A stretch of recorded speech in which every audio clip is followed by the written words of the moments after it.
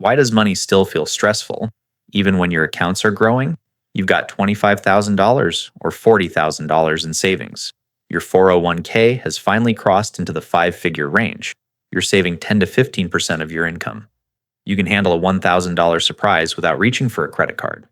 On paper, that's progress, and yet the anxiety hasn't gone away.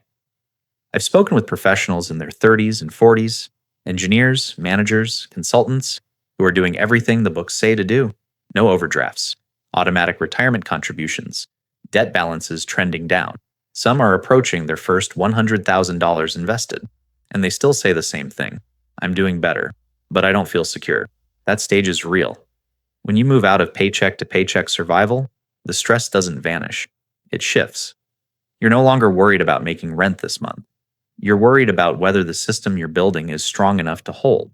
That's because financial health isn't built on snapshots. It's built on systems. So the better questions are, what does stability actually look like while it's forming?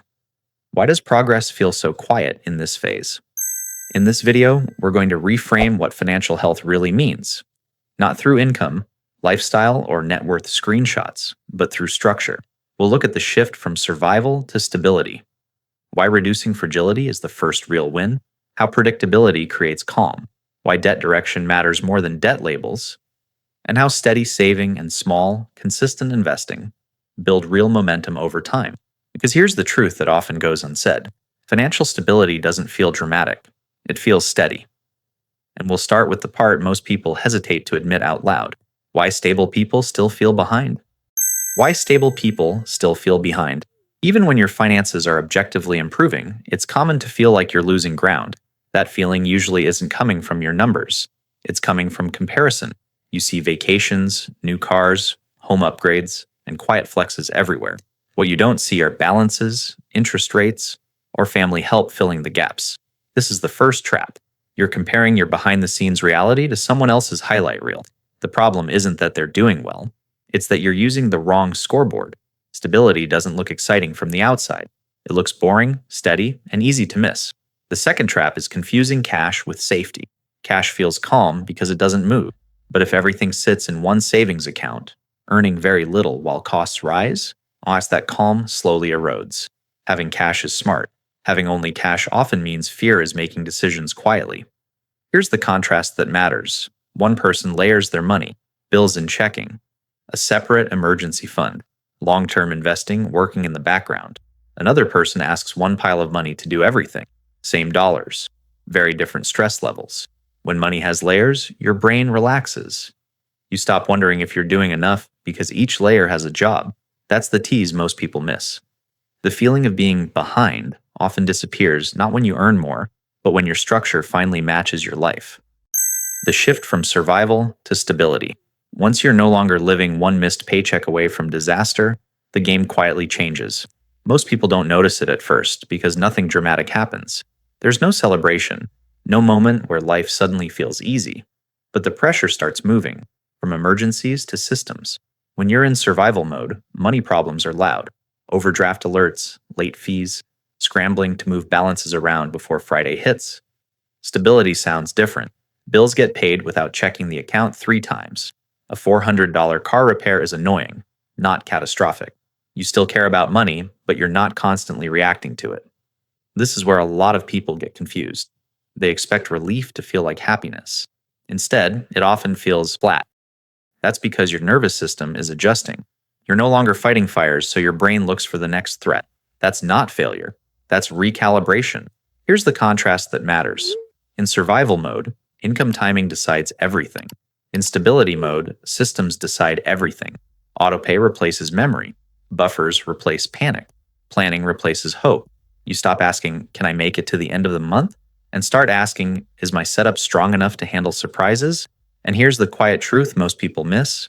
This stage is fragile in a good way. What you build now determines whether future raises feel freeing or whether more money just buys more stress. Not being fragile is the first win. If you can handle a $500 surprise without reaching for a credit card, you've already crossed a line most people don't talk about. If you can handle $1,000 and still pay rent or your mortgage on time, that's a different level of stability. It's not wealth, it's durability. and durability comes before everything else. Fragility is what makes money stressful. It's the feeling that one flat tire, one medical bill, or one slow week could knock over your whole month. When that's gone, even partially, your financial life changes texture. You stop holding your breath every time something breaks. This is where a lot of people misjudge themselves. They don't feel rich, so they assume they're still failing. But not being fragile is a win you can't see on Instagram. It doesn't show up as a lifestyle upgrade, and it shows up as fewer emergencies turning into disasters. Think about the difference between a $700 repair on a card at 22% interest versus paying it in cash and moving on. Same problem, completely different aftermath. One creates a 6-month headache, the other creates a bad afternoon. Here's the part most people don't expect. Once fragility drops, your tolerance for chaos drops too. You start valuing calm. You notice how expensive stress really is. And that shift, away from panic and toward breathing room, is where real financial progress actually begins. Predictability creates calm. If your bills are on autopay, you're not overdrafting, and you're not playing whack-a-mole with late fees. You've built something powerful, even if it doesn't feel impressive. Predictability creates calm, and calm is a financial advantage most people underestimate. Plenty of high earners don't have this. They make good money, but their cash flow is chaotic. One bill hits early, another hits late, and suddenly they're shuffling payments, checking balances, and stressing over timing. The income is high, but the system is fragile. Now compare that to someone whose paycheck hits. Rent goes out, utilities follow, insurance clears, and nothing surprises them. Same month, fewer decisions, less mental noise. That's not luck, that's structure. Here's the contrast that matters. When chaos keeps your brain in constant alert mode, calm frees up attention. When you're not worried about whether a bill will bounce, you can think a month ahead instead of a day ahead. That's where planning starts to work. And here's the part people miss. Predictability doesn't mean tight budgets or spreadsheets.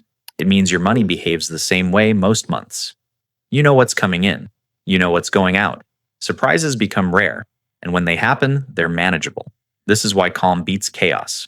Not because it feels better emotionally, but because it quietly creates consistency. And consistency is what allows everything else, saving, investing, and progress, to actually stick. Knowing your baseline expenses changes everything. If you can't answer this question in about 10 minutes, stress has more control than you think. How much does it cost for you to stay housed and functioning for 1 month? Rent or mortgage, utilities, insurance, minimum debt payments, groceries. That number is your baseline. And once you know it, the fog starts to lift. Here's why this matters. Without a baseline, savings goals are vague.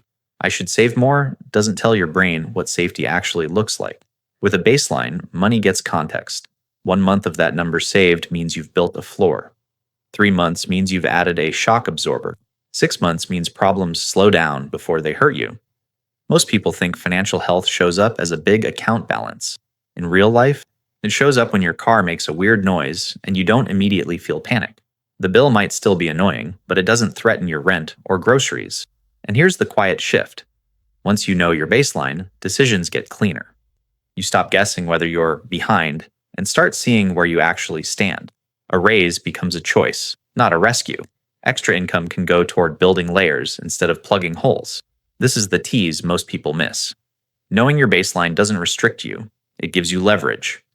Because clarity about survival costs is what allows everything else, saving, investing, and planning, to finally work together instead of fighting each other. Daily behaviors reveal financial health. You can usually tell how healthy someone's finances are without seeing their income. You just watch how their month behaves. Bills get paid on time. No scrambling. No miracle payday required to make things work. That kind of calm cash flow is a stronger signal than a high salary. One simple marker is speed. If you can estimate your monthly expenses in about 10 minutes, my baseline is roughly $3,200. You can plan. People who can't do that are always one surprise away from stress, even if they earn more. Awareness isn't about control. It's about not being blindsided. Credit cards are another tell. Using a card for convenience isn't the issue. Carrying a balance month to month is. When a card stops being an extension of your paycheck, something important shifts. And paying the statement balance most months is like giving yourself a quiet raise by avoiding interest that compounds against you. Here's a contrast that matters. 2 people buy the same $1,200 appliance. One puts it on a card and pays interest for a year. The other pays it off and moves on. Same purchase, totally different aftertaste. And then there's the emergency fund behavior. If yours exists and isn't constantly getting drained for normal life, your spending matches your reality. Even $1,500 that stays put is a win. It means your system works. These behaviors feel boring. That's the point. When money starts acting boring, your life gets more flexible. And flexibility is usually the first thing real financial health buys you. Debt direction matters more than debt presence. Debt by itself doesn't tell you much. Direction does. If your credit card balance is going down every month, that's measurable progress. If it's staying flat or creeping up, that's pressure building, no matter how normal it feels. This is where interest rates quietly change the game. Someone carrying a balance at 22% is fighting uphill every month. Someone with a car loan or a mortgage at a single-digit rate is playing a slower, more manageable game. Same word, debt, completely different math underneath. Here's the contrast most people miss. Two households both owe money. One watches the number shrink, the other keeps treading water. The first one gains momentum even before the balance hits zero. The second stays tired, even if the income is higher. Payoff plans matter more than perfection. And if you know exactly when a balance will disappear because the number is actually moving, your brain relaxes. Uncertainty is what drains energy, not the balance itself. That's why a clear timeline often feels better than a sudden windfall. And here's a subtle shift that signals real health. Once high-interest debt starts shrinking, you stop fearing statements. You open them with curiosity instead of dread. That's not emotional fluff. That's your nervous system responding to improving math. Debt doesn't define you. Trajectory does. When the numbers are moving in the right direction, even slowly, you're no longer stuck. You're transitioning. And that transition changes how every other financial decision feels from that point forward. Giving money jobs reduces stress. When money has no job, it leaks. Not because you're careless, but because your brain is forced to decide over and over again. Rent, groceries, emergencies, future plans, they all compete in the same mental bucket. That's exhausting, and it's where accidental overspending usually starts. Financially stable people do something simple. They assign roles. One pile is for bills, one is for short-term safety, one is for the future. The amounts might be small, but the separation matters. Once money has a job, you stop asking it to do everything at once. Here's a real-world contrast. When groceries and emergency cash live in the same account, every grocery run feels slightly risky. When they're separated, even just mentally, you spend differently. You stop borrowing from tomorrow to pay for today. Now, this is why people with similar incomes can feel completely different about money. And one is guessing, the other is assigning. Guessing creates anxiety. Assigning creates clarity. And here's the quiet advantage most people overlook. When money has jobs, trade-offs become visible early. You notice when lifestyle upgrades start stealing from security. You see when a small expense actually pulls from something important. That awareness alone changes behavior without willpower. You don't need a complex system or multiple bank accounts to start. You just need intention. Because once money has jobs, future, you stops getting surprised by decisions past you barely remembers making. And that's when stress starts to drop, even before balances grow. Small, consistent investing builds the engine. If you're investing at all, even $50 a week, you've already done the hardest part. You've started. That small, regular contribution flips a switch most people never touch. It turns money from something you protect into something that works. This is where expectations get distorted. People think investing only counts when the numbers look impressive. In reality, the early phase always feels quiet. $200 a month doesn't feel powerful. But over time, repetition does what motivation can't. At an average 7% return, $200 a month for 20 years lands around six figures. Not overnight, not flashy, but reliable. Here's the contrast that matters. Someone waiting to feel ready often waits years. Someone investing a small amount automatically lets time do the heavy lifting. Confidence usually shows up later, after you've watched yourself follow through for 6 months, then a year. Market swings confuse this stage. A balance drops and it feels like you're going backward. But price movement isn't the same as progress stopping. If your timeline is 10 years or more and contributions keep happening, volatility is normal. Stopping is what breaks the engine. This is the tease most people miss. Investing isn't about predicting the future. It's about staying in motion long enough for the math to get loud. Once the engine is running, increasing the contribution is easier. But starting it, that's the real milestone. Savings rate signals momentum. Salary gets all the attention, but savings rate tells the real story. If you're consistently saving around 10% of your take-home pay, that's solid.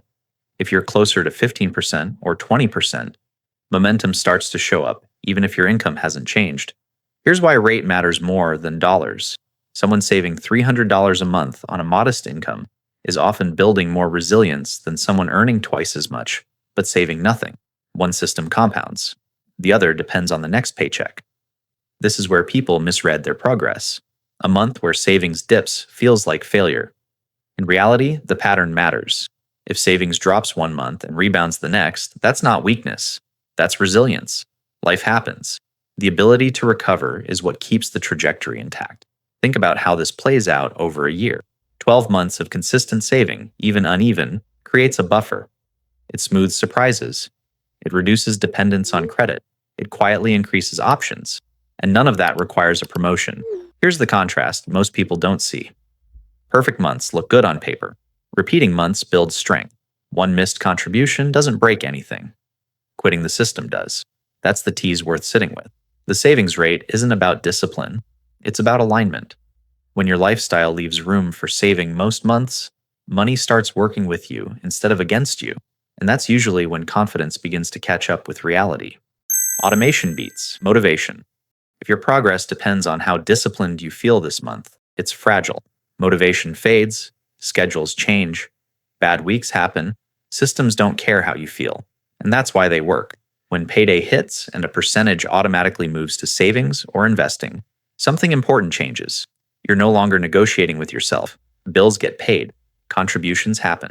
The plan runs even when you're tired, busy, or distracted. That's a real upgrade. You see this clearly with retirement contributions. People treat them like a future problem, but they're really a present escape hatch. Even $100 per paycheck adds up faster than expected. 2 paychecks a month is $200. Over 10 years at a modest return, that's tens of thousands built quietly, before raises or bonuses enter the picture. But here's the contrast. One person means to save when things calm down. Another sets it up once and forgets about it. Same income, different outcome. The second person wins because friction was removed early. Employer matches make this even clearer.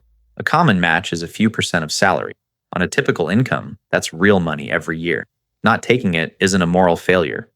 It's just a leak, and leaks are easier to fix than habits. This is the tease most people overlook. Automation doesn't just move money, it changes identity. You stop trying to be good with money and start acting like someone who already is. And once that shift happens, consistency stops feeling hard, because the system is doing the work for you. Key takeaways. Financial health rarely announces itself. It shows up as fewer emergencies turning into crises, calmer months, and systems that keep running when life gets noisy. The shift that matters isn't earning more. It's moving from reaction to structure. When your money has roles, timelines, and layers, anxiety loses its grip because uncertainty shrinks. Progress is directional. Debt moving down, savings rebuilding after dips, investing happening automatically. These patterns compound even when balances don't look impressive yet. Boring is a feature, not a flaw. Boring means repeatable. And repeatable is what lets time do the heavy lifting. If there's a single reframe to hold on to, it's this. Stability creates options, and options are what money is for.